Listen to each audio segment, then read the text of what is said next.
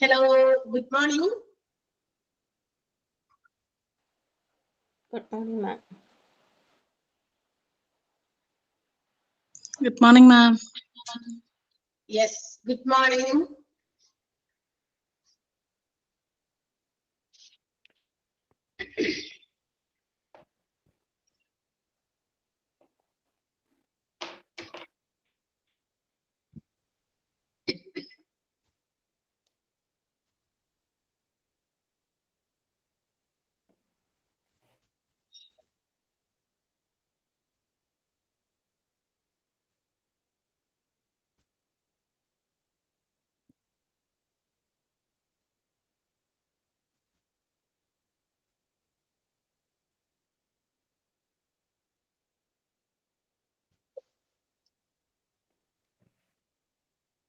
Yes. Good morning once again. Shall we start? Start ചെയ്യാമോ? Yes, ma'am. Energy ഇല്ലല്ലോ. 40 ആളുകൾ join ചെയ്തിട്ടുണ്ട്. 40 students നമ്മളുടെ HRM-ന്റെ ഈ ഒരു കോഴ്സിനെ കുറിച്ച് അറിയാനും സ്മാർട്ട് ശ്രീയോട് എന്താ പറയാ കോണ്ടാക്ട് ചെയ്യാനും വേണ്ടിയിട്ട്, അല്ലെങ്കിൽ സ്മാർട്ട് ശ്രീ എന്ന് പറയുന്ന ഈ ഒരു കൺസൾട്ടൻസി ഓഫർ ചെയ്തിരിക്കുന്ന ഈ ലോ ബഡ്ജറ്റ് ആയിട്ടുള്ള കോഴ്സിലേക്ക്, HRM-ന്റെ കോഴ്സിലേക്ക് നിങ്ങൾ വന്നു ചേരുമ്പോൾ നിങ്ങൾക്ക് ഒരുപാട് ഡൗട്ട്സും മറ്റു കാര്യങ്ങളൊക്കെ ഉണ്ടായിരിക്കും. അതെന്താണ് എന്ന് കേൾക്കാനും അറിയാനും ഒക്കെ ഭയങ്കര ഈഗർ ആയിട്ട് വന്നിരിക്കുന്ന ആളുകളാണ്.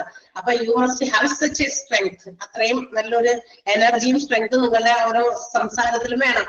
ഇല്ലേ? ഉണ്ടോ? യെസ്, ഉറപ്പിച്ച് പറയണം യെസ് എന്ന്. ഓക്കെ, അപ്പൊ നിങ്ങൾക്ക് നമ്മൾക്ക് എന്താ പറയാ ഈ ഒരു കോഴ്സിലേക്ക് വന്നിരിക്കുകയാണ്. First of all once again good morning. കുറച്ച് പേര് വന്നുകൊണ്ടിരിക്കുന്നുള്ളൂ, ഇടയ്ക്കിടയ്ക്ക് വരുന്നുണ്ട്. ഓക്കെ, എല്ലാവരും ജോയിൻ. അവര് വരട്ടെ. പക്ഷെ നമുക്ക് മാഡം ശബ്ദം കുറച്ചുകൂടെ കേൾക്കുന്നില്ല. ശബ്ദം കേൾക്കുന്നില്ലെന്നാണോ പറഞ്ഞേ? ശബ്ദം കുറവാണോ? കുറവാ. ബാക്കിയുള്ളവര് ഒന്ന് പറയോ? ശബ്ദമുണ്ട്. കുറച്ച് കുറവാണോ കൂടുതലാണോ എന്ന് പറയൂ. ശബ്ദമുണ്ട്. കേൾക്കുന്നുണ്ട്. ഗൂഗിളിലാണ് കുറച്ച് സൗണ്ട് കുറവായിട്ട് തോന്നുന്നേ. എനിക്ക് അല്ലെങ്കിൽ ഇത്തിരി സൗണ്ട് കൂടുതലുള്ള ആളാണ്. ഇനി കുറച്ചും കൂടി സൗണ്ട് കൂടുതലാക്കി കഴിഞ്ഞാൽ അപ്പുറത്ത് പുറത്തുള്ള ക്ലാസ്സിലെ ടീച്ചേഴ്സ് കൂടി ഒന്ന് എന്നെ അടിക്കുന്നു എന്നുണ്ട്. സൗണ്ട് ഇച്ചിരി ഒന്ന് എന്തെങ്കിലും ഡിവൈസിലെ സൗണ്ട് ഒന്ന് കൂട്ടി വെച്ച് നോക്ക് ഗൂഗിൾ. അല്ല, എനിക്കല്ല പ്രശ്നം. ഗൂഗിളിലല്ല, പിന്നെ പറഞ്ഞേ ആരോ പറഞ്ഞ അമലാണോ? അമല പറഞ്ഞേ. 2 ബോയ്സാണ് ജോയിൻ ചെയ്തേക്കണേ. അപ്പൊ ഞാൻ ഇവിടെ മ്യൂട്ട് ചെയ്യാത്തതായിട്ട് കണ്ട ഒരു മ്യൂട്ടിന്റെ ഐക്കൺ അവിടെ കാണുന്നില്ല. അത് ഗൂഗിളിന്റെ ആയിരുന്നു, അതുകൊണ്ടല്ല. സോറി ഗൂഗിൾ, ഒന്ന് വിചാരിക്കരുത്. ഞാൻ അപ്പൊ 2 ബോയ്സിനെ കണ്ടു, അങ്ങനെ വിളിച്ചത്. Okay, so anyways, good morning once again.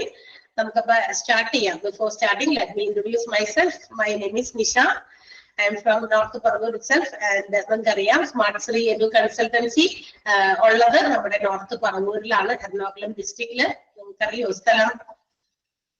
സ്ഥലം അറിയോ? എല്ലാവരും ദൂരെയുള്ളവരാണോ? നമ്മുടെ എറണാകുളം ഡിസ്ട്രിക്റ്റിലുള്ള ആരെങ്കിലും ഉണ്ടോ? അടുത്തൊക്കെ ഇവിടെ ഇപ്പൊ ജോയിൻ ചെയ്തവരിൽ ആരെങ്കിലും ഉണ്ടോ? എറണാകുളം ഡിസ്ട്രിക്റ്റിലുള്ളവര് ആരെങ്കിലും? നോബഡി. തൃശ്ശൂർ ഡിസ്ട്രിക്റ്റിലുണ്ടോ? യെസ്. ആരാണ്? അജ്നബി. അജ്നബി എവിടെയാണ് സ്ഥലം?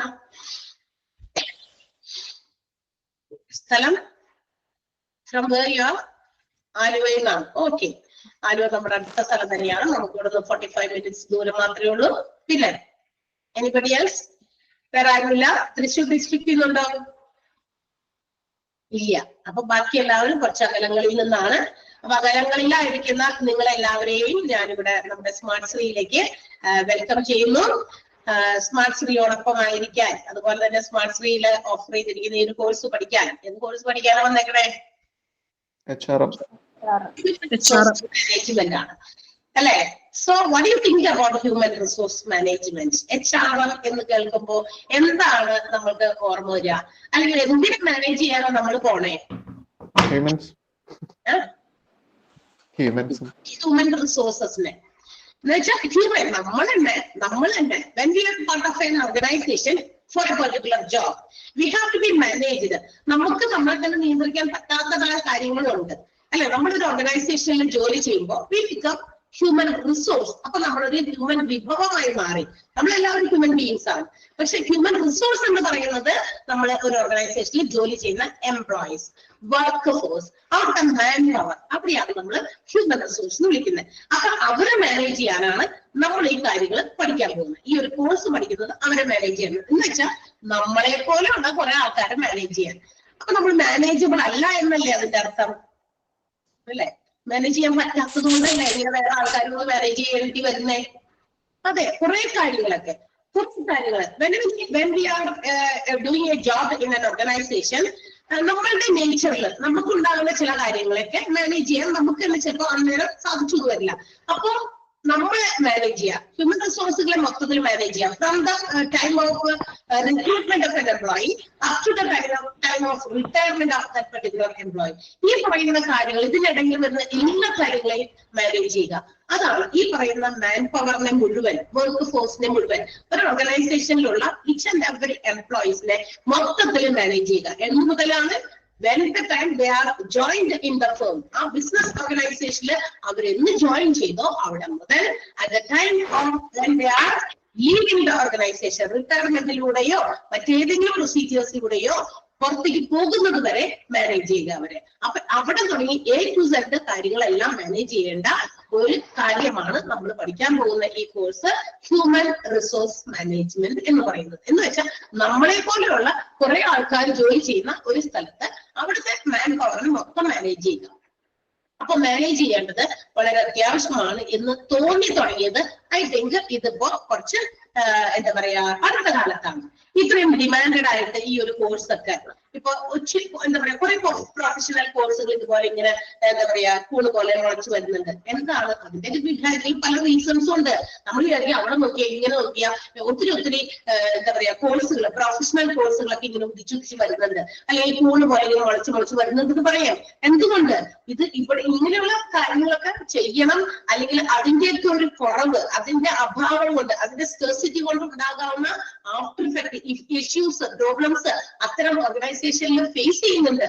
അതുകൊണ്ടാണ് ഇതൊക്കെ ഇൻട്രൊഡ്യൂസ് ചെയ്യുന്നത്. ഇത്തരം കോഴ്സുകളൊക്കെ ഇങ്ങനെ കണ്ടുപിടിച്ച് ആരെങ്കിലും ഒക്കെ ഇതിന്റെ പിന്നാലെ പോയി ഒത്തിരി ഹ്യൂമൻ റിസോഴ്സുകളെ കുറിച്ച് പഠിക്കുന്ന ആളുകൾ, ഇന്റർനാഷണൽ ലേബർ ഓർഗനൈസേഷൻ, അതുപോലെ ലേബറേഴ്സിനെ കുറിച്ച് കാര്യങ്ങൾ മനസ്സിലാക്കി പഠിക്കാൻ WHO, ഇങ്ങനെ കുറെ കാര്യങ്ങൾ ഇവരൊക്കെ കൂടി ചേർന്ന് പല കാര്യങ്ങളും ഇങ്ങനെ കണ്ടുപിടിക്കുന്നത്. അപ്പൊ ഇങ്ങനെ കണ്ടുപിടിച്ച് ഹ്യൂമൻ റിസോഴ്സുകൾ എന്ന് പറയുന്നത് എല്ലാ ഓർഗനൈസേഷനിലും നമുക്കറിയാം. ഒരു ചെറുതും വലുതുമായ ഓർഗനൈസേഷനിലേക്ക് നമുക്കൊന്ന് നോക്കിക്കഴിഞ്ഞാൽ you can see there are a large number of employees working there.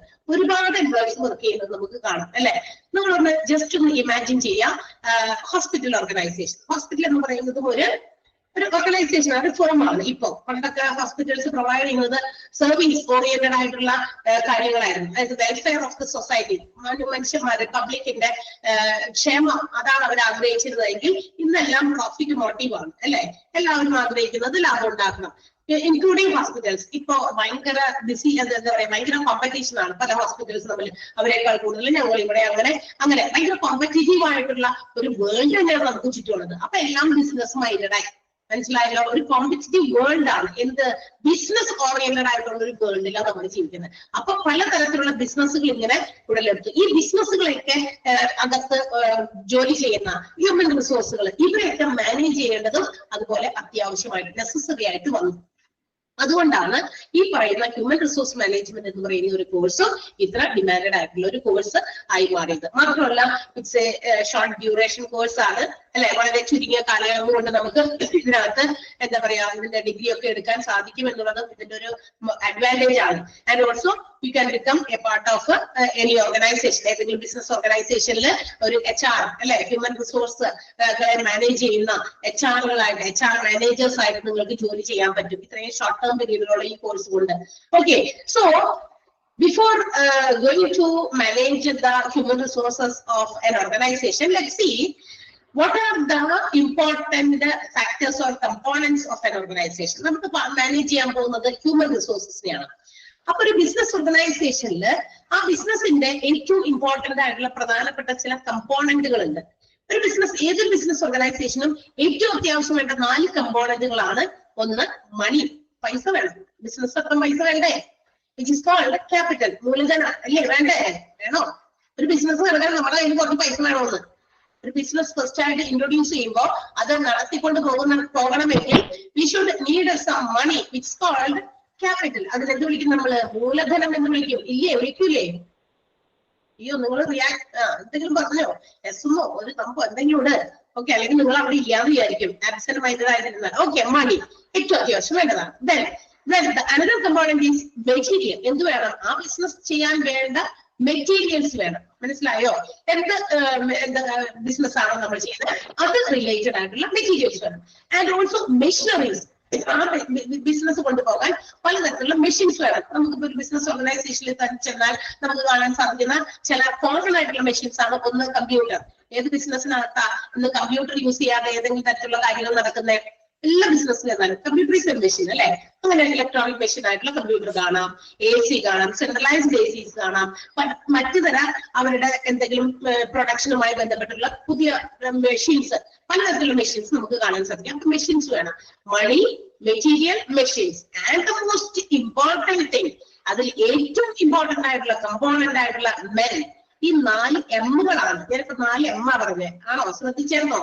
എമ്മുകള് ഏതൊക്കെയാ? Money, material, machine, and the fourth one is men. Men എന്ന് പറയുന്ന ആ ഒരു കമ്പോണന്റ് കൂടി വേണം ഏത് ബിസിനസ് ഓർഗനൈസേഷൻ നടത്താൻ. ഏറ്റവും ഇസെൻഷ്യൽ ആയിട്ട് വേണ്ട 4 കമ്പോണന്റ്സിന്റെ പേരാണ് ഞാൻ ഈ പറഞ്ഞ. And it is included in 4 M's. 4 എമ്മുകളാണ്. ആ 4 M'സിൽ ഏറ്റവും ഇമ്പോർട്ടന്റ് ആയിട്ടുള്ള എം ആണ് ഏത്? മെൻ എന്ന് പറയുന്നത്. And it is termed as human resource. ഈ മെൻ ആണ് നമ്മളിവിടെ ഹ്യൂമൻ റിസോഴ്സ് എന്ന് പറയുന്നത്. അപ്പൊ ഇതെല്ലാം മാനേജ് ചെയ്യണം. ഒരു ഓർഗനൈസേഷൻ നമുക്ക് തുടങ്ങാൻ വേണ്ട പണം അതെവിടെ നിന്ന് കിട്ടും? എങ്ങനെ ഒപ്പിക്കും? ബാങ്കിൽ നിന്ന് ലോൺ എടുക്കണോ? ഏതെങ്കിലും ഫ്രണ്ട്സിന്റെ ബോറോ ചെയ്യണോ? അല്ലെങ്കിൽ നമ്മുടെ കയ്യിൽ തന്നെ എന്തെങ്കിലും വസ്തു ഉണ്ട് അത് വിറ്റിട്ടുണ്ടാക്കണം?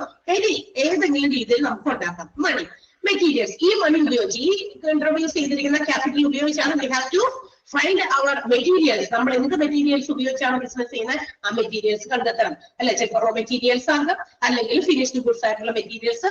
ഇപ്പൊ ഒരു ടെക്സ്റ്റൈൽ ഷോപ്പ്, ഒരു എക്സാമ്പിൾ, ഒരു ടെക്സ്റ്റൈൽ ഷോപ്പ് നടത്താൻ പോവാണ് ഞാൻ.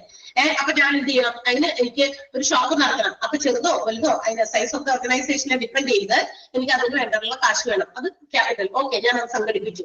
ഈ ക്യാപിറ്റൽ ഉപയോഗിച്ച് എവിടെയാണ് ഞാൻ ബിസിനസ് തുടങ്ങാൻ ആഗ്രഹിക്കുന്നത്? അവിടെ ഒരു പർട്ടിക്കുലർ സ്ഥലത്ത് ഒരു ബിൽഡിംഗ്, ഒരു ലൊക്കേഷൻ ഞാൻ കണ്ടുപിടിച്ചിട്ട് അവിടെ ഒരു ബിൽഡിംഗ് വേണം. ആ ബിൽഡിങ്ങിനകത്ത് കുറച്ച് മെറ്റീരിയൽസ് വേണം. ഇതൊക്കെ ഈ കാശ് കൊണ്ട് അകർത്തുന്നത്, അല്ലാണ്ട് വേറെയല്ല. ഓക്കെ, ഈ മെറ്റീരിയൽസും എന്താ പറയാ മെഷീൻസും ഒക്കെ നമ്മൾ വാങ്ങിക്കുന്നു. അടുത്തത് പറഞ്ഞു മെഷീൻ. മെഷീനൊക്കെ ഇതൊക്കെ നമ്മൾ ഈ ക്യാപിറ്റൽ ഉപയോഗിച്ച് വാങ്ങിക്കുന്നു. ഇനി ഇത് മാത്രമല്ല, ഇത് മാത്രം വാങ്ങിച്ചാൽ മാത്രമല്ല പോരാ. എന്താണ്? ഈ പറയുന്ന ആൾക്കാരെ കൂടി വാങ്ങിക്കണം. മെൻ എന്താ? നമ്മളുടെ ഓർഗനൈസേഷനിൽ വർക്ക് ചെയ്യാൻ പറ്റിയ ഒരു ഗ്രൂപ്പ് ഓഫ് എംപ്ലോയീസിനെ നമുക്ക് ആവശ്യമുണ്ട് അല്ലെ? അപ്പൊ ഈ 4 M'സും ഒരു ഓർഗനൈസേഷനിൽ ഏറ്റവും അത്യാവശ്യമുള്ള 4 കമ്പോണന്റ്സ് ആണ്. ആൻഡ് ഇൻ വിച്ച് അതില് ഏറ്റവും ഇമ്പോർട്ടന്റ് ആയിട്ടുള്ള കമ്പോണന്റ് ആണ് മെൻ എന്ന് പറയുന്നത്. ഈ മെന്നിന് എന്താ പ്രത്യേകത? അപ്പൊ ഈ ബാക്കി കാര്യങ്ങളൊക്കെ മാനേജ് ചെയ്യുമ്പോൾ ഇത്രയും വലിയ പ്രത്യേകതയോ അല്ലെങ്കിൽ അതിനെ മാനേജ് ചെയ്യുന്ന മറ്റൊരു ഇതുപോലെ ഹ്യൂമൻ റിസോഴ്സ് മാനേജ്മെന്റ് പോലെ ഒരു കോഴ്സോ അധികം അങ്ങനെ വന്ന് അല്ലെങ്കിൽ പേരെടുത്ത് പറഞ്ഞ് അങ്ങനെ കേട്ടില്ല. ഉണ്ടാകുമായിരിക്കാം. ഫിനാൻസ് മാത്രം കൈകാര്യം ചെയ്യുന്നത് പഠിക്കാൻ വേണ്ടിയിട്ട് അതൊക്കെയുണ്ട്. പക്ഷെ അത് അക്കൗണ്ടിങ് എന്ന് പറയുന്ന സെക്ഷൻ അങ്ങനെയൊക്കെ പോകും അല്ലെ? അതല്ലാതെ ഈ പറയുന്ന 4 ഘടകങ്ങളിൽ എന്തുകൊണ്ട് മാനേജ്മെന്റ് ഓഫ് മെൻ എന്ന് പറയുന്ന ഹ്യൂമൻ റിസോഴ്സിനെ മാനേജ് ചെയ്യുന്നത് HRM എന്ന് പറയുന്ന ഒരു കോഴ്സായിട്ട് മാറി ഉണ്ടല്ലോ? കാരണം because of the dynamic nature of human. മനുഷ്യന്മാരുടെ സ്വഭാവത്തിന് എന്താ പ്രത്യേകത? മനുഷ്യന്മാരുടെ സ്വഭാവത്തിന് നിങ്ങൾ എന്ത് പ്രത്യേകത കണ്ടിരിക്കുന്നത്? എന്റെ സ്വഭാവമായിരിക്കോ ഇവിടെ ഇരിക്കുന്ന വേറെ ആരെങ്കിലും നമ്മളൊന്ന് നോക്കിക്കഴിഞ്ഞാൽ? ആണോ? അല്ല. വീണയുടെ സ്വഭാവമായിരിക്കില്ല ജിതിനയ്ക്കുള്ളത്, സിനിയുടെ സ്വഭാവമായിരിക്കില്ല ലൈജുവിനുള്ളത്, രമ്യയുടെ സ്വഭാവമായിരിക്കില്ല അമലിനുള്ളത് അല്ലെ? Dynamic nature of human beings. മനുഷ്യന്മാരുടെ സ്വഭാവം എല്ലാം വ്യത്യസ്തമാണ്. പരസ്പരം നോക്കുമ്പോഴും വ്യത്യസ്തമാണ്. മാത്രമല്ല ഒരാളെ മാത്രം എടുത്തു നോക്കിയാലും വ്യത്യസ്തമാണ്. എന്ന് വെച്ചാൽ എന്താ?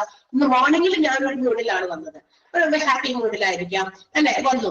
പക്ഷെ കുറച്ചു നേരം കഴിയുമ്പോൾ ചിലപ്പോൾ ഏതെങ്കിലും ഒരു പ്രത്യേക ഇൻസിഡന്റോ സിറ്റുവേഷനോ എന്നെ എഫക്ട് ചെയ്യുന്നത് വന്നു കഴിയുമ്പോ എന്റെ ചിലപ്പോൾ ആ ഒരു നേച്ചർ മാറും. ചിലപ്പോൾ സങ്കടം വരാം, ദേഷ്യം വരാം അല്ലെ? മാറൂലേ?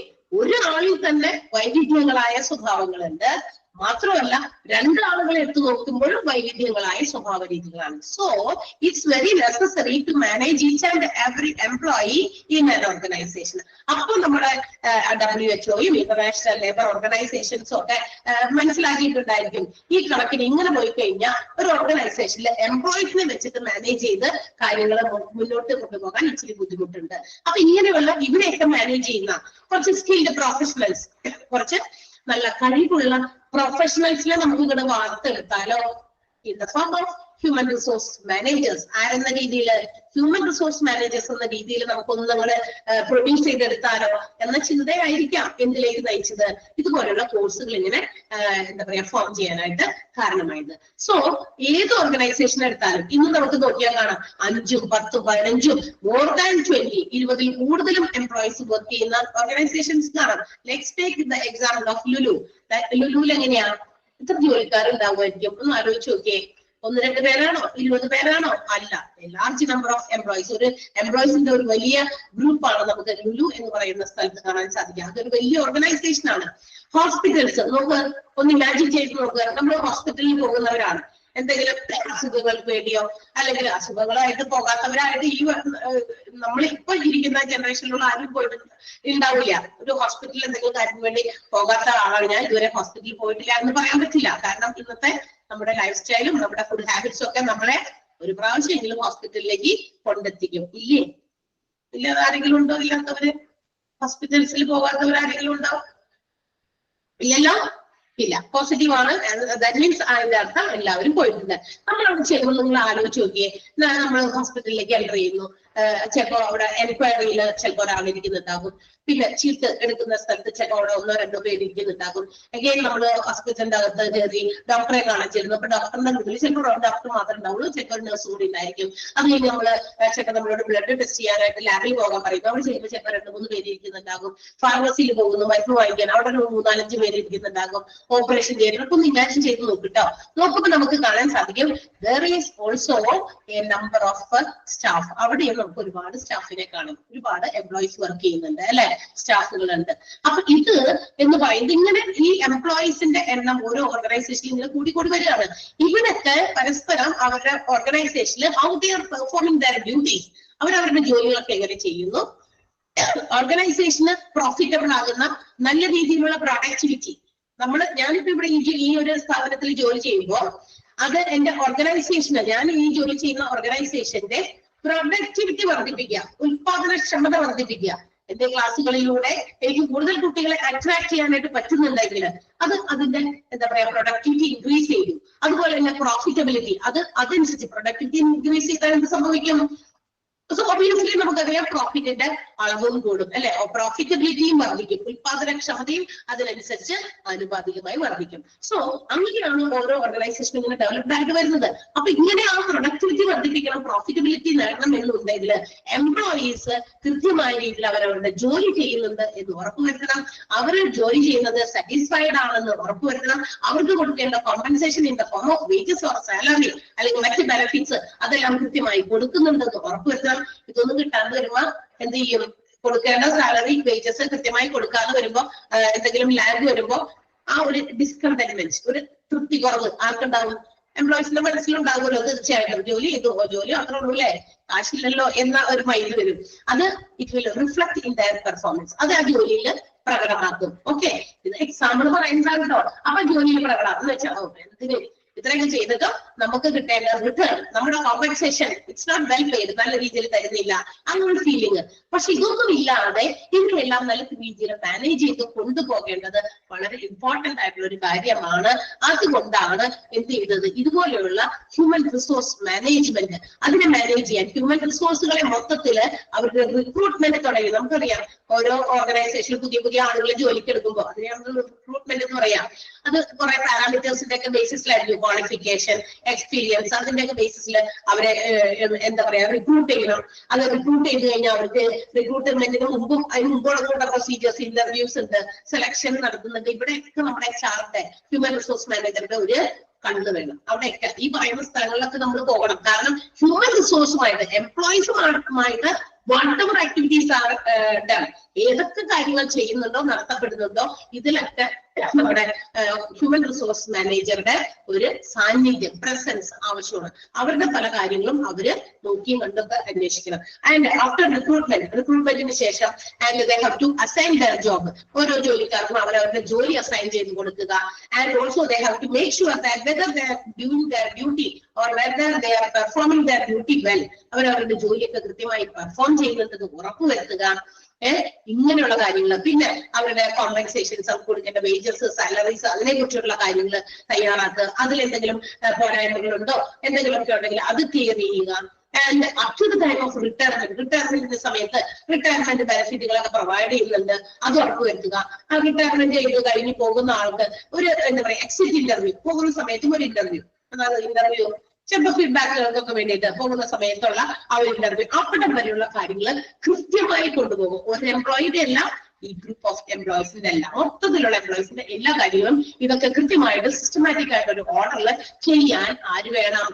ഇതുപോലെ അറിയാൻ പാടില്ലാത്തവർ പോരാ, എംപ്ലോയീസിന്റെ നേച്ചറും പെർഫോമൻസും ഒക്കെ അളക്കാനും അസസ് ചെയ്യാനും കാൽക്കുലേറ്റ് ചെയ്യാനും മാനേജ് ചെയ്യാനും പറ്റിയ ആളുകൾ വേണം. അതൊക്കെ മാനേജ് ചെയ്യാൻ പറ്റിയ ആളുകൾ അതിനെക്കുറിച്ച് അറിഞ്ഞിരിക്കണം. ഹ്യൂമൻ റിസോഴ്സുകളെ കുറിച്ചും ഹ്യൂമൻ റിസോഴ്സുകൾക്ക് ഓരോ ഓർഗനൈസേഷനിൽ അവരെങ്ങനെയാണ് അവരെ റിക്രൂട്ട് ചെയ്യുന്നത്, അവരുടെ ട്രെയിനിങ് എങ്ങനെ, അവർക്ക് കിട്ടുന്ന ബെനിഫിറ്റുകൾ എന്ത്, അവരുടെ കോമ്പൻസേഷൻസ് എന്ത്, അവർക്ക് എന്തെങ്കിലും കംപ്ലൈന്റുകൾ ഉണ്ടെങ്കിൽ how it is handled by the ഓർഗനൈസേഷന്റെ മാനേജ്മെന്റ് അതെങ്ങനെ ഹാൻഡിൽ ചെയ്യുന്നു, ഇങ്ങനെയുള്ള കാര്യങ്ങളൊക്കെ ആരറിയണം?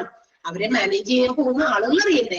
ആ ആളുകളാണ് നിങ്ങൾ. അപ്പൊ അതറിയാൻ വേണ്ടിയിട്ടാണ് നിങ്ങൾ എല്ലാവരും ഹ്യൂമൻ റിസോഴ്സ് മാനേജ്മെന്റ് എന്ന് പറയുന്ന ഈ ഒരു കോഴ്സ് പഠിക്കുന്നത്. So going through these course, ഈ കോഴ്സിലൂടെ നമ്മൾ കടന്നു പോകുമ്പോൾ നിങ്ങൾ ഈ പറയുന്ന എല്ലാ കാര്യവും അറിഞ്ഞിരിക്കും. എന്താണ് ഹ്യൂമൻ റിസോഴ്സ് മാനേജ്മെന്റ് എന്താണ് എന്നറിയും. പിന്നെ റിക്രൂട്ട്മെന്റ്, അവർക്ക് കൊടുക്കുന്ന സെലക്ഷൻസ്, ഇന്റർവ്യൂസ്, അങ്ങനെയുള്ള കാര്യങ്ങൾ ഇതെല്ലാം നമ്മൾ അറിയും. അപ്പൊ ഈ പറയുന്ന കാര്യങ്ങളെല്ലാം അറിഞ്ഞ് മനസ്സിലാക്കി നിങ്ങൾക്ക് എന്ത് ചെയ്യാൻ പറ്റും? ഹ്യൂമൻ റിസോഴ്സുകളെ മാനേജ് ചെയ്യാൻ പറ്റും. സോ ഹ്യൂമൻ റിസോഴ്സ് എന്ന് പറയുന്നത് നമുക്കറിയാം, ഈ നമ്മൾ നേരത്തെ പറഞ്ഞു എല്ലാവർക്കും ഡിഫറെന്റ് നേച്ചറാണ്. പല ആളുകൾ നമ്മൾ നോ ടു മെൻ ആർ അലൈക്ക് എന്ന് പറയുന്നത് നമുക്കൊരു സെന്റൻസ് പറയാം.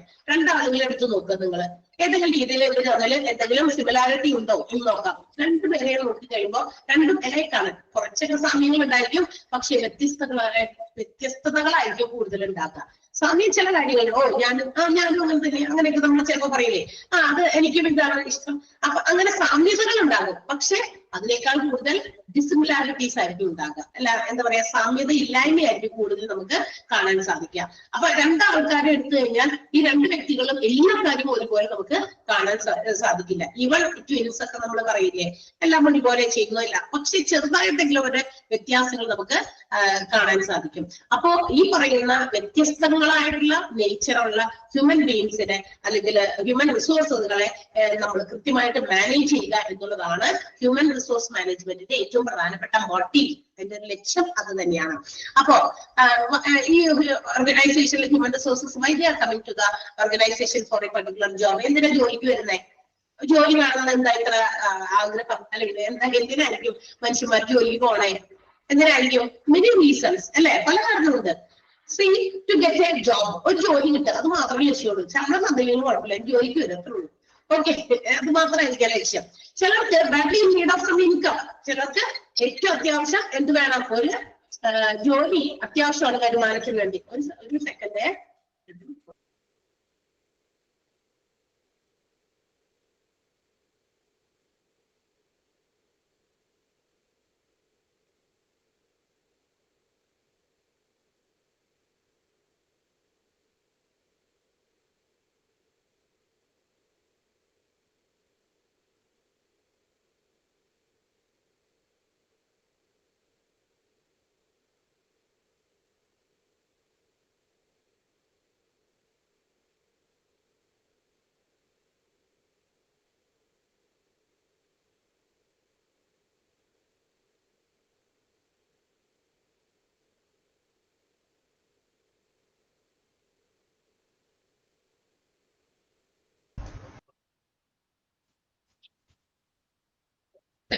സോറി, ജസ്റ്റ് അർജന്റ് കോൾ ആയതുകൊണ്ട് ഒന്ന് എടുത്തു തരണേ, സോറി. ഓക്കെ, അപ്പൊ എന്തിനാണ് നമ്മൾ ഒരു ഓർഗനൈസേഷനിൽ ജോലിക്ക് വരുന്നത്? ഡിഫറെന്റ് റീസൺസ് ആണ് ഓരോരുത്തർക്കും. ചിലർക്ക് ചില ജോലി മതി, ആ ഒരു റീസൺ മാത്രമായിരിക്കും. ചിലർക്ക് എന്തായാലും എനിക്കൊരു ജോലി കിട്ടണം, എന്തെങ്കിലും ശമ്പള വരുമാന മാർഗം ഇല്ലാത്തതുകൊണ്ട് ആ വരുമാനം എനിക്ക് ഉണ്ടാക്കണം എന്നുള്ള രീതിക്കായിരിക്കാം ചിലര് എന്താ പറയാ സൊസൈറ്റിയിൽ ഒരു സ്റ്റേറ്റസ് വേണം എന്ന് വെച്ചാൽ നമുക്കൊരു നിലയും വിലയും ഒക്കെ നമ്മൾ പറയില്ലേ, ഒരു ആളുകൾ അംഗീകരിക്കപ്പെടുന്ന ഒരു രീതി. ചില ആൾക്കാർ ചോദിക്കുമ്പോ ഇത്രയൊക്കെ പഠിച്ചു എന്ത് ജോലി ഇതുവരെയും കിട്ടിയില്ലേ? ഈ ചോദ്യങ്ങൾക്ക് മുമ്പിൽ പലപ്പോഴും ചില ആളുകൾ തലമുടിക്കേണ്ടി വരും. കാരണം എന്താ, നമ്മൾ ഒരുപാട് ഇത്ര പഠിച്ചു, ആ കുട്ടി അത്ര പഠിച്ചു നടന്നു വന്നിട്ട് ഇതുവരെ ആ കുട്ടിക്ക് ജോലി ആയില്ല എന്നൊക്കെ പറയുന്ന ആൾക്കാർ പറയുന്നത് നമ്മളെക്കാൾ ബുദ്ധിമുട്ട് അവർക്ക് ഫേസ് ചെയ്യുന്നത് പോലെ. അപ്പൊ അത് കേട്ട് എന്താ പറയാ ചില ആളുകൾക്ക് മടുത്തിട്ടുണ്ടായിരിക്കും അല്ലെ. അപ്പൊ ഇങ്ങനെ പല കാരണങ്ങൾക്കാണ് നമ്മൾ ഓരോ ആളുകളും എന്ത് ചെയ്യുന്നത്, ഒരു ഓർഗനൈസേഷനിൽ ജോലിക്ക് വേണ്ടി പോകുന്നത്. അപ്പൊ അതുകൊണ്ട് ഒരു ഓർഗനൈസേഷനിൽ നമ്മളിങ്ങനെ ജോലിക്ക് വരുമ്പോൾ ഡിഫറെന്റ് എന്താ പറയാ റീസൺസ് ആണ് അതിന് പിന്നിൽ. പിന്നെ മാത്രമല്ല ചില ആളുകൾക്ക് ബെറ്റർ പ്രോസ്പെക്ട്സ് ഇൻ ഫ്യൂച്ചർ, ഭാവിയിൽ ഒരു നല്ല നമ്മുടെ ഭാവിയെ ഒന്ന് സുരക്ഷിതമാക്കണം, അങ്ങനെയുള്ള കാര്യങ്ങൾക്കൊക്കെ വേണ്ടിയിട്ടാണ് എല്ലാവരും ഒരു ഓർഗനൈസേഷനിൽ ജോലിക്ക് വരുന്നത്. സോ ദാറ്റ് അങ്ങനെ ജോലിക്ക് വരുമ്പോൾ മാനേജ്മെന്റ് ഓർ ദ എംപ്ലോയർ അവരെന്ത് ചെയ്യണം, they have to consider each and every human being as human. എന്തായിട്ട് കണക്കാക്കണം. ഇങ്ങനെ കാശുണ്ടാക്കാൻ വേണ്ടി ഇവർക്ക് ഈ പറയുന്ന രീതിയിൽ ഓരോരോ ആവശ്യങ്ങൾ എന്താ പറയാ നിറവേറ്റാൻ സാറ്റിസ്ഫൈ ചെയ്യാൻ വേണ്ടി ഓരോ എംപ്ലോയീസും ജോലിക്ക് വരുമ്പോൾ അവിടെ ജോലിക്ക് വരുന്ന ആളുകളെ ഓരോ ഹ്യൂമൻ ബീങ്സിനെയും അവര് ഹ്യൂമൻ റിസോഴ്സ് ആണ്. After all they are human beings അല്ലെ, ഒരു മനുഷ്യ വിഭവമാണ്. ഓർഗനൈസേഷനെ സംബന്ധിച്ച് മനുഷ്യ വിഭവമാണ്. വിഭവം എന്ന് പറയാൻ കാരണം എന്താ, അതുകൊണ്ട് ആ മനുഷ്യനെ കൊണ്ട് നമ്മൾ ഒരു കാര്യം പ്രൊഡ്യൂസ് ചെയ്ത് എടുപ്പിക്കുന്നത് അവരുടെ സേവനമാകാം, ചിലപ്പോൾ അവർ പ്രൊഡ്യൂസ് ചെയ്യുന്ന ഗുഡ്സ് ആകാം, അത് നമ്മൾ അവരിൽ നിന്ന് ഈടാക്കി എടുക്കുന്നുണ്ട്. അപ്പൊ അതിനൊരു റിട്ടേൺ ആയിട്ട് നമ്മൾ അവരെ എന്തായി കൺസിഡർ ചെയ്യണം, ഹ്യൂമൻ ബീങ് ആയിട്ട്, ഹ്യൂമൻ റിസോഴ്സസിനെ ഹ്യൂമൻ ബീങ് ആയിട്ട് കൺസിഡർ ചെയ്യണം. എന്ന് വെച്ചാൽ അവർ ജോലിക്ക് വേണ്ടി വന്ന് അവർ ജോലി ചെയ്ത് നമ്മളെ സംതൃപ്തിപ്പെടുത്തുമ്പോൾ അല്ലെങ്കിൽ നമുക്കൊരു ഔട്ട്പുട്ട് ഉണ്ടാകുന്ന രീതിയിൽ ജോലി ചെയ്യുമ്പോൾ ആ ഓരോ എംപ്ലോയീസിനെയും അവരെ മനുഷ്യനായിട്ട് തന്നെ കാണണം. എന്ന് വെച്ചാൽ they have to be treated as a man ആയിട്ട് കാണണം. എന്താ പറയാ ശമ്പളം കൊടുക്കുന്നതും ഇതൊക്കെ കൊടുക്കുന്നുണ്ട്, പക്ഷെ പെരുമാറ്റം അല്ലെ, അവരോടുള്ള ബിഹേവിയർ, അവർ ഹാപ്പി ആണോ, അവർ സാറ്റിസ്ഫൈഡ് ആണോ ഡൂയിങ് ദർ വർക്ക്, ജോലി ചെയ്യുമ്പോഴും അവർ തൃപ്തരായിട്ടാണോ ചെയ്യുന്നത്. നമ്മളെപ്പോഴും എന്ത് ജോലി ചെയ്യുമ്പോഴും അതിന്റെ ആ ഒരു സാറ്റിസ്ഫാക്ഷനിൽ ചെയ്യണം, ഹാപ്പിയോടെ ചെയ്യണം, സ്മാർട്ട് ആയിട്ട് ചെയ്യണം. ഹാർഡ് വർക്കിംഗ് അല്ല, സ്മാർട്ട് വർക്കിംഗ് ആണ് കൂടുതൽ എന്താ പറയാ അപ്രോച്ചബിൾ ആയിട്ടുള്ളത് അല്ലെ. എല്ലാവരും സമീപിക്കേണ്ടത് അങ്ങനത്തെ ഒരു രീതിയിലാണ്, ഭയങ്കരമായിട്ട് കഷ്ടപ്പെട്ട് ചെയ്യാതെ ഇഷ്ടപ്പെട്ട് ചെയ്യുക അല്ലെ. ഹാർഡ് വർക്കിങ്ങിനേക്കാൾ സ്മാർട്ട് വർക്കിലേക്ക് നീങ്ങണം എല്ലാവരും. അപ്പൊ അങ്ങനെയാകണമെങ്കിൽ ആര് കോപ്പറേറ്റ് ചെയ്യണം, മാനേജ്മെന്റും കോപ്പറേറ്റ് ചെയ്യണം അതിന് വേണ്ടിയിട്ട്. അല്ലാതെ ജോലി ചെയ്യിപ്പിക്കുക, അതിൽ നിന്ന് റിസൾട്ട് ഉണ്ടാക്കുക എന്നുള്ളത് മാത്രമല്ല. അപ്പൊ ഇതൊക്കെ കൂടി എൻഷുർ ചെയ്യുക, അതാരുടെ ഡ്യൂട്ടിയാ, ഹ്യൂമൻ റിസോഴ്സ് മാനേജ്മെന്റിന്റെ. അപ്പൊ എംപ്ലോയീസിനെ കൊണ്ട് ജോലി ചെയ്യിപ്പിക്കുക, അവരുടെ പെർഫോമൻസ് നല്ല രീതിയിൽ ആക്കുന്നത് വരെ അവരെ മാനേജ് ചെയ്ത് കൊണ്ടുപോകുക എന്നുള്ളത് മാത്രമല്ല എന്നാണ് ഞാൻ പറഞ്ഞു വരുന്നത്. എന്ത് ഹ്യൂമൻ റിസോഴ്സ് മാനേജറുടെ ഡ്യൂട്ടി. പിന്നെന്ത് കൂടിയുണ്ട്, ഇവർക്കുണ്ടാകുന്ന പ്രശ്നങ്ങള്, ഇവരുടെ കംപ്ലൈന്റുകൾ, ഗ്രീവാൻസ് എന്ന് വിളിക്കും നമ്മൾ അതിനെ, അവർക്കുണ്ടാകുന്ന കംപ്ലൈന്റുകൾ, അവരുടെ എന്താ പറയാ ഡിസ്കണ്ടന്റ്മെന്റ്, അവർക്കുണ്ടാകുന്ന problems, issues have to be solved. അതും സോൾവ് ചെയ്ത് അവരെ ഹാപ്പി ആക്കി സാറ്റിസ്ഫൈഡ് ആക്കി കൊണ്ടുപോകുക. സാറ്റിസ്ഫൈഡ് ആൻഡ് ഹാപ്പി ആക്കുമ്പോൾ മാത്രമാണ് ഓരോ എംപ്ലോയീസിനും വെൽ ആയിട്ട് അവരവരുടെ ജോലി പെർഫോം ചെയ്യാൻ പറ്റുള്ളൂ. ഞാനിപ്പോ ഭയങ്കര ദേഷ്യപ്പെട്ട് ആരോടെങ്കിലും ഓർഗനൈസേഷനകത്തുള്ള ആരോടെങ്കിലും ഉള്ള ദേഷ്യം ആയിട്ടുള്ള രീതിയിലാണ് ഞാൻ വന്നേക്കണേ എങ്കിൽ ഞാൻ ആ ചെയ്യുന്ന ജോലിയിൽ അത് കൃത്യമായി റിഫ്ലക്ട് ചെയ്യും. എന്റെ മനസ്സിൽ മുഴുവൻ ആ ഒരു ദേഷ്യം കിടക്കുകയാണ്. അപ്പൊ ഞാൻ ചെയ്യുന്ന ജോലി കൃത്യമായിട്ട് പുറത്തേക്ക് വരില്ല അല്ലെ, പല അപാകതകൾ വരും അല്ലെ. എനിക്കെന്തോ എവിടെയോ ചില കാര്യങ്ങളിൽ തൃപ്തിക്കുറവ് ഉള്ളത് കൊണ്ട് ഞാൻ ചെയ്യുന്ന ജോലിയിലും അത് റിഫ്ലക്ട് ചെയ്യും. എനിക്കത് എന്താ പറയാ എന്റെ മനസ്സിന് തട്ടുന്ന രീതിയിൽ എനിക്ക് ഇഷ്ടത്തോടെ ആ ജോലി ചിലപ്പോൾ കംപ്ലീറ്റ് ചെയ്യാനായിട്ട് ആ ദിവസം പറ്റിയെന്ന് വരില്ല. അപ്പൊ എംപ്ലോയീസ് സാറ്റിസ്ഫൈഡ് ആയിട്ട് കണ്ടന്റഡ് ആകുമ്പോഴാണ് എന്താകുക, അവരുടെ ജോലി അവർ കൃത്യമായിട്ട് നല്ല രീതിയിൽ എഫിഷ്യന്റ് ആൻഡ് ഇഫക്റ്റീവ്ലി അവർക്ക് പെർഫോം ചെയ്യാൻ പറ്റുള്ളൂ. അപ്പൊ അങ്ങനെയും കൂടി ആക്കി കൊടുക്കണം. അതും കൂടിയാണ് ഹ്യൂമൻ റിസോഴ്സ് മാനേജ്മെന്റ് എന്ന് പറയുന്ന ഈ കോഴ്സ് കൊണ്ട് നമ്മൾ പഠിച്ച് നേടിയെടുക്കേണ്ട ഒരു അറിവ്. അപ്പൊ നമ്മൾ ഈ പറയുന്ന കാര്യങ്ങളുടെ പുസ്തകത്തിൽ എഴുതി വെച്ചിരിക്കുന്ന കുറെ തിയറീസ് നമ്മൾ വായിച്ച് മനസ്സിലാക്കുന്നു, പോയി പരീക്ഷ എഴുതുന്നു, പരീക്ഷയിൽ നല്ല മാർക്ക് വാങ്ങിക്കുന്നു. അത് മാത്രം പോരാ, ഇതിനകത്ത് പറഞ്ഞിരിക്കുന്ന ഓരോ കാര്യങ്ങളും എംപ്ലോയീസിനെ സംബന്ധിക്കുന്നതാണ്. അപ്പൊ എംപ്ലോയീസിനെ സംബന്ധിക്കുന്ന എല്ലാ കാര്യങ്ങളും നമ്മൾ മനസ്സിലാക്കി തന്നെ പോകണം. മനസ്സിലാക്കി പോയിട്ടാണ് നമ്മളവിടെ നമുക്ക് കിട്ടുന്ന ജോലിയിൽ നമുക്കത് കാണിക്കാൻ പറ്റുള്ളൂ. ഇത് ഇങ്ങനെയൊക്കെയാണ് നമ്മളിത് അറിഞ്ഞിട്ടുണ്ട്, പഠിച്ചിട്ടുണ്ട്. ഹ്യൂമൻ റിസോഴ്സുകൾ ഇങ്ങനെ കൺസിഡർ ചെയ്യണം, അവരുടെ കോമ്പൻസേഷൻസ്, അവരുടെ ബെനിഫിറ്റ്സ് എങ്ങനെ പ്രൊവൈഡ് ചെയ്യണം, അവർക്ക് എങ്ങനെ ട്രെയിനിങ് കൊടുക്കണം, അവർ സാറ്റിസ്ഫൈഡ് ആണോ എന്ന് നോക്കണം എന്നുള്ള കാര്യങ്ങളൊക്കെ നമ്മൾ അറിഞ്ഞു കഴിഞ്ഞ് പോകുകയാണെങ്കിൽ വലിയ ബുദ്ധിമുട്ടില്ല. അറിയാതെ പോകുമ്പോൾ നമുക്കറിയില്ല എന്താണ് ചെയ്യേണ്ടത് ഇവിടെ ഹ്യൂമൻ റിസോഴ്സ് എന്നെ പോലെ മനുഷ്യരില്ല, പിന്നെ എന്താ അവിടെ മാനേജ് ചെയ്യാനുള്ളത്? അതൊന്നുമല്ല, ഒരുപാട് കാര്യങ്ങൾ നമുക്ക് ഇവിടെ ചെയ്യാനുണ്ട്. The management of man is very important and also it's a challenging job in every organisation. Human റിസോഴ്സിനെ മാനേജ് ചെയ്യേണ്ടത് വളരെ പ്രധാനപ്പെട്ട കാര്യമാണ്. പക്ഷേ എങ്കിലും അതൊരു ചാലഞ്ചിങ് ജോബാണ്, വെല്ലുവിളി നിറഞ്ഞ കാര്യമാണ്. എന്ന് വെച്ചാൽ അത്ര എളുപ്പം പറ്റില്ല എന്നാണ് പറഞ്ഞത്. Because of the direct nature of മാൻ, മനുഷ്യന്റെ ആ ഒരു എന്താ പറയാ ഡൈനമിക് ആയിട്ടുള്ള ചേഞ്ചിങ് ആയിട്ടുള്ള ആ സ്വഭാവ രീതി തന്നെയാണ് അവരെ മാനേജ് ചെയ്യുന്നത് ചാലഞ്ചിങ് ജോബാണെന്ന് പറയാനുള്ള കാരണം. ഓക്കെ, പക്ഷെ ആ ചാലഞ്ചിങ് ആയിട്ടുള്ള ജോബാണ് നമ്മൾ ഏറ്റെടുക്കേണ്ടത്, അല്ലെ? ഈസി ആയിട്ട് ചെയ്യുന്നത് ആർക്കും പറ്റും, എളുപ്പം ചെയ്യാൻ പറ്റുന്ന കാര്യം ആർക്കും പറ്റും. പക്ഷെ ഡിഫറെന്റ് ആയിട്ട് ചെയ്താലേ അതിനൊരു ഡിഫറൻസ്, അല്ലെ? നമുക്ക് ഡിഫറെന്റ് ആയില്ല. ഇത് ഹ്യൂമൻ റിസോഴ്സുകൾ മാനേജ് ചെയ്യാൻ ഇതിന് വേറെ ഏതെങ്കിലും ജോലി കിട്ടിയില്ലേ? അല്ല ഹോസ്പിറ്റലിൽ വേറെ എന്തെങ്കിലും പഠിക്കുക, അല്ലെങ്കിൽ നഴ്സിംഗ് അത് ഇത് ഇല്ലേ, എല്ലാവരും ഇതുപോലെ തന്നെ ചെയ്താലോ? അത് ശരിയല്ല. അപ്പൊ കുറച്ച് ഡിഫറെന്റ് ആകുന്നതിന് ഡിഫറെന്റ് നേച്ചറിലുള്ള ആളുകളെ ഒന്ന് മാനേജ് ചെയ്യാനൊന്നും നോക്കാം. അതിന് വേണ്ടിയിട്ടുള്ള ഒരു കോഴ്സാണ് നമ്മുടെ ഹ്യൂമൻ റിസോഴ്സ് മാനേജ്മെന്റ് എന്ന് പറയുന്ന course. And also it is to manage the എംപ്ലോയീസിനെ മാനേജ് ചെയ്യാനുള്ളതാണ്. എല്ലാ ഓർഗനൈസേഷനിലും ഇത് വളരെ അത്യാവശ്യമാണ്. അപ്പൊ അതുകൊണ്ട് തന്നെ നമുക്കറിയാം ഇഷ്ടംപോലെ ഓർഗനൈസേഷൻസ് നമുക്ക് ചുറ്റുമുണ്ട്. എല്ലാ ഓർഗനൈസേഷനിലും ഹ്യൂമൻ റിസോഴ്സ് മാനേജ്മെന്റിന്റെ ആവശ്യകതയുണ്ട്, നെസസിറ്റി ഉണ്ട്. അപ്പൊ ഈസിയാണ് നമുക്ക് ഒരു ജോലി കിട്ടാൻ. കാരണം ഇന്ന് എന്താ പറയാ കുറച്ച് നാളുകൾ മുമ്പ് വരെ ഈ ഹ്യൂമൻ റിസോഴ്സ് മാനേജ്മെന്റ് എന്ന് പറയുന്ന ആ ഒരു വിഭാഗം, ഹ്യൂമൻ റിസോഴ്സ് മാനേജേഴ്സ് എന്ന് പറയുന്ന ഒരു ഡിപ്പാർട്ട്മെന്റ്, അങ്ങനെ ഒരു വിഭാഗം തന്നെ ഉണ്ടായിരുന്നില്ല. ഇത് സ്കിൽഡ് പ്രൊഫഷണൽ ആയിട്ടുള്ള ആളുകളെ വാർത്തെടുത്ത് ഈ ഹ്യൂമൻ റിസോഴ്സ് മാനേജ്മെന്റ് എന്ന കോഴ്സിലൂടെ ഇന്നത് ചെയ്യുന്നുണ്ടെങ്കിൽ അതിന്റെ ആവശ്യകത അറിഞ്ഞിട്ടാണ് എല്ലാ ഓർഗനൈസേഷൻസും ചെയ്യുന്നത്. അപ്പൊ അതുകൊണ്ട് ചിലർക്കൊക്കെ ഉള്ളവർ ഇപ്പൊ ഈ കോഴ്സ് ഒന്നും പഠിക്കാത്തവരായിരിക്കും. ഹ്യൂമൻ റിസോഴ്സ് മാനേജ്മെന്റ് എന്നൊക്കെ പറഞ്ഞാൽ അവര് പോസ്റ്റിലൊക്കെ ആളുകൾ ഇരിക്കുന്നുണ്ടെങ്കിൽ കുറച്ചു കാലഘട്ടം മുമ്പോടെങ്കിൽ ഇരിക്കുന്നവരാണെങ്കിലും എന്ത് ചെയ്യാണ്, അവർ അതിനെ കൃത്യമായിട്ട് പഠിച്ചിട്ടല്ല. അത് അങ്ങനെ അന്നത്തെ സാഹചര്യത്തിൽ അത് മതിയായിരുന്നു. പക്ഷെ ഇന്ന് നമ്മളൊരു കോമ്പറ്റീറ്റീവ് വേൾഡിലാണ്, ബിസിനസിന്റെ കോമ്പറ്റീറ്റീവ് വേൾഡിലാണ് നമ്മൾ എന്ന് ജീവിക്കുന്നത്. അപ്പൊ ഓരോ ബിസിനസ്സും തമ്മിൽ പരസ്പരം കോമ്പറ്റീഷൻസ് ആണ്. അപ്പൊ ഓരോ ബിസിനസ്സിനെയും മറികടന്ന് എന്റെ ബിസിനസ് വളരണം, എനിക്ക് ഏറ്റവും കൂടുതൽ പ്രോഫിറ്റ് ഉള്ള ഒരു ബിസിനസ്സായി വളരണം എന്ന ചിന്ത എല്ലാ ബിസിനസ്സുകാരുണ്ട്. സോ അതിന് വേണ്ടിയിട്ടുള്ള എല്ലാ ആസ്പെക്ട്സും അവരിങ്ങനെ നോക്കിയിരിക്കും. അതിൽ ഏറ്റവും ഇമ്പോർട്ടന്റ് ആയിട്ടുള്ള ഒരു ആസ്പെക്ട് ആണ് ഹ്യൂമൻ റിസോഴ്സുകളെ മാനേജ് ചെയ്യേണ്ട കാര്യം എന്ന് പറയുന്നത്. അപ്പൊ അവരെ നല്ല രീതിയിൽ പ്രൊഡക്റ്റീവ് ആക്കിയാൽ, ഹ്യൂമൻ റിസോഴ്സസിനെ പ്രൊഡക്റ്റീവ് ആക്കിയാൽ productivity of the organization will increase and also it will lead to the increment of profitability. തീർച്ചയായിട്ടും അത് ബിസിനസിന്റെ പ്രോഫിറ്റബിലിറ്റി വർദ്ധിക്കാനും കാരണമാകും. ഓക്കെ, അപ്പൊ നമ്മൾ പഠിക്കാൻ പോകുന്ന ഈ കോഴ്സ് എന്ന് പറയുന്നത് ചില്ലറ കോഴ്സ് ഒന്നും അല്ല കേട്ടോ. ഹ്യൂമൻ റിസോഴ്സുകൾ ഏത് ബിസിനസ് ഓർഗനൈസേഷൻസ് ഇല്ലാത്ത, ബിസിനസ് ഫേമുകൾ ഇല്ലാത്ത നാടുകൾ തന്നെ ഇല്ല. അപ്പൊ അതുകൊണ്ട് തന്നെ ഇഷ്ടം പോലെ സ്ഥലത്ത് നമുക്ക് ഇതിന് ഓപ്പർച്യൂണിറ്റീസ് ഉണ്ട്. നിങ്ങൾക്ക് ഈ കോഴ്സ് കംപ്ലീറ്റ് ചെയ്ത് കഴിയുമ്പോൾ ഇതിന്റെ പ്രാക്ടിക്കൽ ആയിട്ടുള്ള കാര്യങ്ങളൊക്കെ നിങ്ങൾ മനസ്സിലാക്കി പഠിച്ചൊക്കെ ചെയ്ത് കഴിഞ്ഞ് കഴിയുമ്പോൾ എന്ത് പറ്റും, നിങ്ങൾക്ക് നിങ്ങളുടെ അടുത്ത എവിടെയെങ്കിലും ഓർഗനൈസേഷനിൽ നിങ്ങൾ ഉദ്ദേശിക്കുന്ന രീതിയിലുള്ള നമുക്കറിയാം ബിസിനസ് ഓർഗനൈസേഷൻസ് ചേർന്നുകൊണ്ട് വരുന്നുണ്ട്.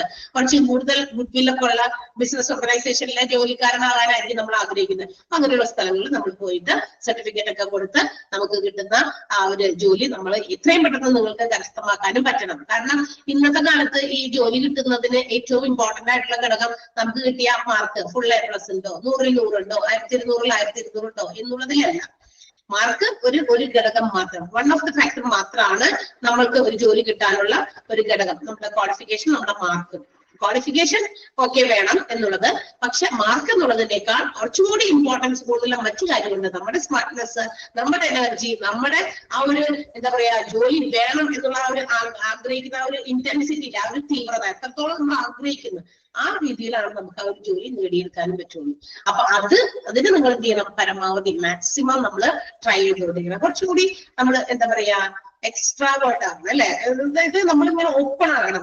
എന്ത് കാര്യവും നമ്മൾ സ്മാർട്ടായിട്ട് ചെയ്യാനും പറയാനും നമുക്ക് പറ്റണം, എല്ലാവരോടും, ആരോടായാലും, അല്ലെ? അതുപോലെ എന്താ കുഴപ്പമൊന്നുമില്ല. കാരണം എന്താ വെച്ചാൽ നമുക്കറിയാവുന്ന കാര്യം നമ്മൾ ഇങ്ങനെ പറയുമ്പോൾ, ഓപ്പണായിട്ട് ഇങ്ങനെ പറയുമ്പോൾ അതിൽ തെറ്റൊന്നുമില്ല. ചിലപ്പോൾ തെറ്റുമായിരിക്കാം, പക്ഷെ അത് കുഴപ്പമില്ല. മനുഷ്യനാണ്, മിസ്റ്റേക്ക് വരുന്നവൻ തന്നെയാണ് മനുഷ്യനാണ് മിസ്റ്റേക്ക് വരുത്തുള്ളൂ. പക്ഷെ ഇറ്റ് ക്യാൻ ബി കറക്റ്റഡ്.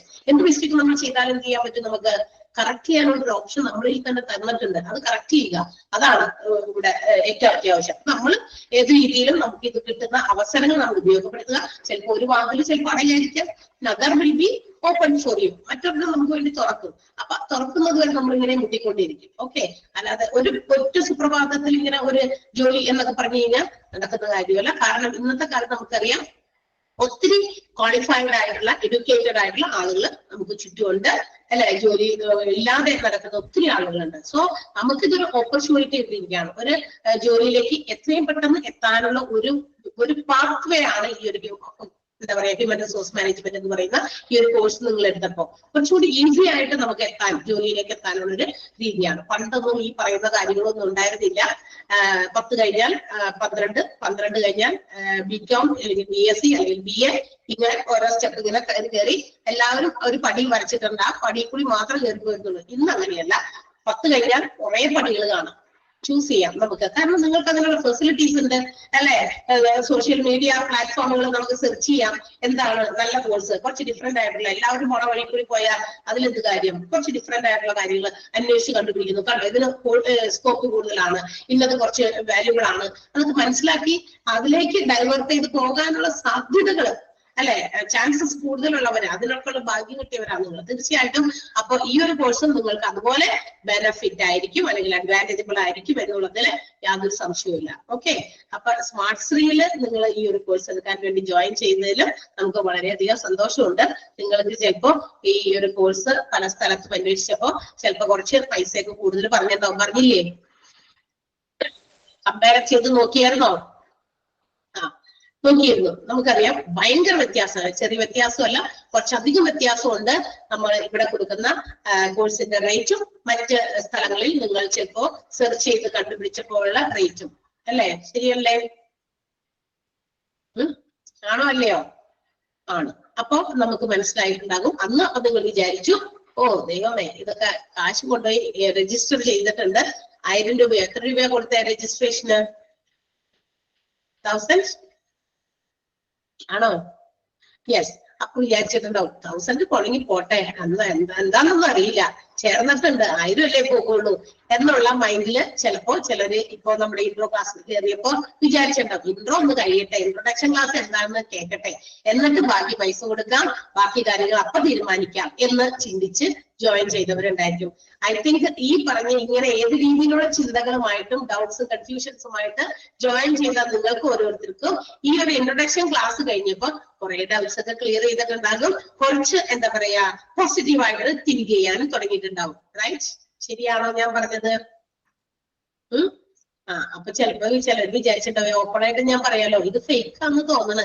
കാരണം ഇത്രയും കുറച്ച് വലിയ പൈസക്ക് എന്തേ ഇവര് ഈ കോഴ്സ് പ്രൊവൈഡ് ചെയ്യുന്നത്? വേറെ സ്ഥലത്തൊക്കെ അന്വേഷിച്ചപ്പോ ഇതിന് ഇങ്ങനത്തെ എമൗണ്ട് ആണ്, 30,000 ആണ്, 40,000 ആണെന്ന് കേട്ടിട്ടുണ്ടല്ലോ. പിന്നെ ഇത്രയും പൈസ കുറവിന് എന്തുകൊണ്ട് കൊടുക്കുന്നു എന്നുള്ള കൺഫ്യൂഷൻസ് ഡൗട്ട്സും ഒക്കെ ആയിട്ട് ഒരുപാട് പേര് ഇവിടെ കയറി ഇരുന്നിട്ടുണ്ടായിരിക്കും. അപ്പൊ നമുക്ക് ഇൻട്രൊഡക്ഷൻ ക്ലാസ് കണ്ടിട്ട് ബാക്കി തീരുമാനിക്കാം. ഇനി ബാക്കിയൊക്കെ പൈസ കൊടുക്കണോ വേണ്ടയോ എന്ന് ഒരു പേടിയും വേണ്ട. നമ്മള് ഇപ്പൊ നമ്മുടെ ഹ്യൂമൻ റിസോഴ്സ് മാനേജ്മെന്റ് എന്ന് പറയുന്ന ഈ കോഴ്സ് തുടങ്ങിയിട്ട് നിങ്ങളിത് 5ാമത്തെ ബാച്ചാണ്. നമ്മളിവിടെ വേറെ കോഴ്സസും പ്രൊവൈഡ് ചെയ്യുന്നുണ്ട്. അപ്പൊ നിങ്ങൾ 5ാമത്തെ ബാച്ചാണെന്ന് ഓർക്കുക. ദാറ്റ് മീൻസ് നിങ്ങൾക്ക് മുന്നേ 4 ബാച്ചസ് ഇവിടെ ഓൾറെഡി ഓൺഗോയിങ് ആണ്, നടന്നുകൊണ്ടിരിക്കുന്നു, ഒരെണ്ണം കംപ്ലീറ്റ് ആവാറായി.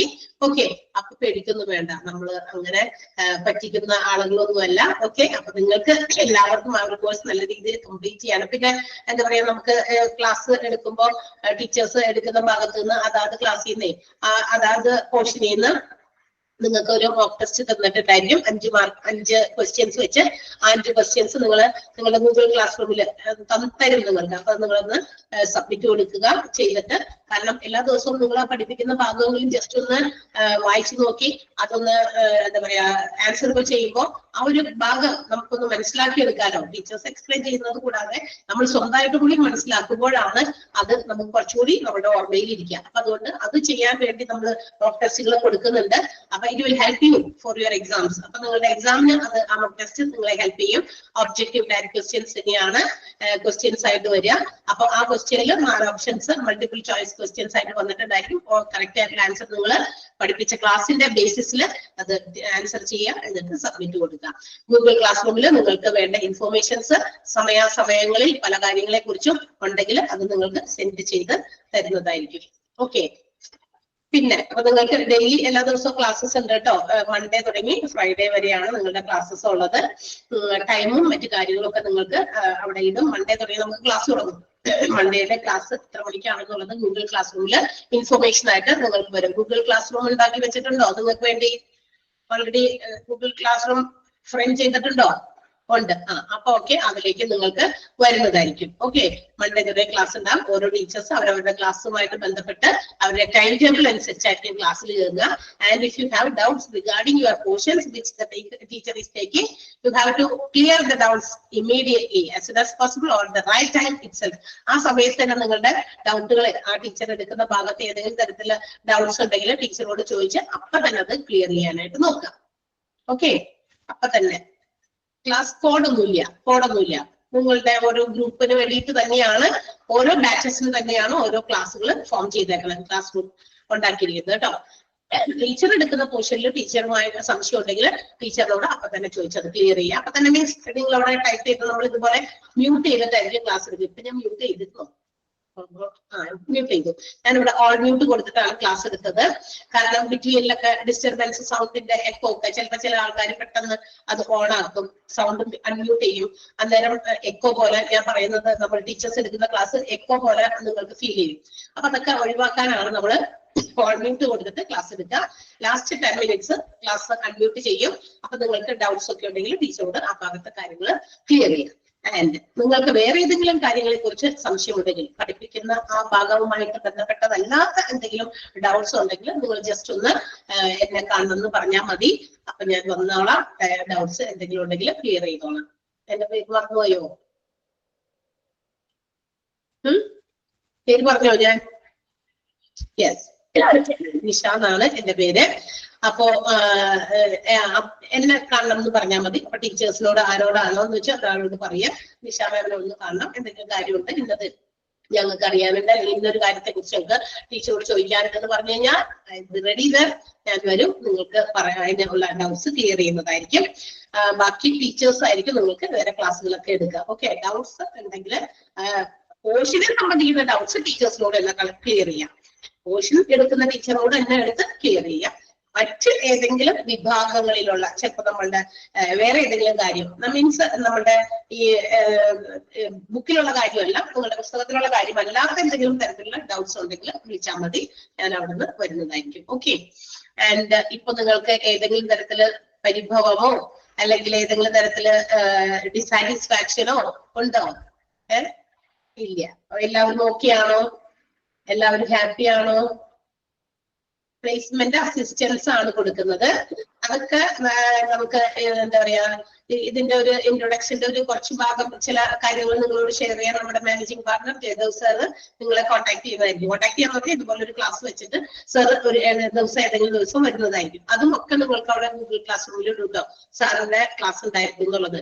അപ്പൊ സാർ വരികയാണെങ്കിൽ നിങ്ങൾ അങ്ങനത്തെ കാര്യങ്ങളൊക്കെ ഉണ്ടെങ്കിൽ സാറിനോട് ചോദിച്ചാൽ മതി. ഓക്കെ, നമ്മളിപ്പോ HRM എന്ന് പറയുന്ന കോഴ്സ് എന്താണ്, ഈ കോഴ്സിനെ സംബന്ധിക്കുന്ന ചില ഡീറ്റെയിൽസ് നിങ്ങളോട് ഷെയർ ചെയ്യാൻ, അതിന്റെ ഇമ്പോർട്ടൻസ് എന്തിനു വേണ്ടിയിട്ടാണ് ഹ്യൂമൻ റിസോഴ്സിനെ മാനേജ് ചെയ്യുന്നത് എന്നുള്ള കാര്യങ്ങളൊക്കെ അറിയാൻ വേണ്ടിയിട്ട് പറഞ്ഞു തരാൻ വേണ്ടിയിട്ട് മാത്രമാണ് നമ്മൾ ഈ ഒരു ഇൻട്രോ ക്ലാസ് വെച്ചത്. ദിവസവും നിങ്ങൾക്ക് ഉണ്ടാകുന്ന മനസ്സിലുള്ള ചില ഡൗട്ട്സ് ക്ലിയർ ചെയ്യുക എന്നുള്ളത് കൂടിയായിരുന്നു നമ്മുടെ ഈ ഇൻട്രോന്റെ ഒരു മെയിൻ മോട്ടീവ് എന്ന് പറയുന്നത്.